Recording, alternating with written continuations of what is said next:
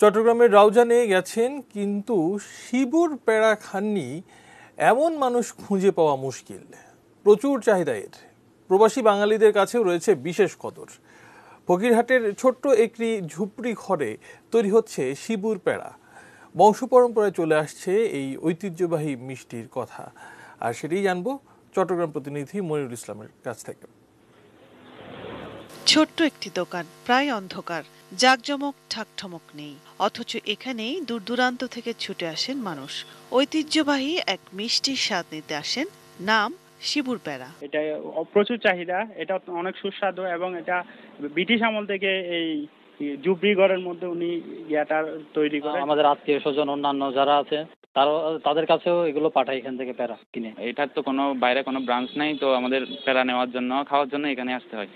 শুরুটা অর্ধশত বছর আগে। রাউজানে মিষ্টির ব্যবসা শুরু করেন তেজেন্দ্রপদ। পরে তার ভাই কালীপদ এবং কালীপদের ছেলে শিবুপদ হাল ধরেন।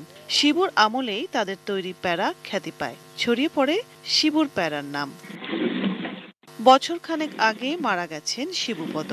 এখন পারিবারিক ব্যবসা চালাচ্ছেন শিবুর ছোট ভাই আশিসপদ। পিতৃপুরুষের মান রক্ষা করে চলেছেন তিনিও।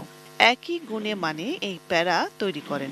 সেখানে প্যারার পাশাপাশি মাখন ও ঘিও বিক্রি হয়। ডেলি 8-10 কেজি ফেরতে বিক্রি হয়। এরপর থেকে মনে করেন কতজনের ফেরত যায়, না থাকলে কিভাবে বিক্রি করবো। তবে ওইটা যেটাতে এর হবে এটা বিক্রি করবো, যে এর থেকে বাড়তি 1 পয়সা কাটা থেকে বেশি নেবো না, কোনো বেজালও ভাবেন না। এটা বিক্রি করে আমি ভালোই চলি। রসনা বিলাসীদের প্রিয় শিবুর প্যারা বিক্রি হয় 300 টাকা কেজিতে, আর মাখন 1600 টাকা কেজি দরে। Roksana Zerin, desk report, 18 news.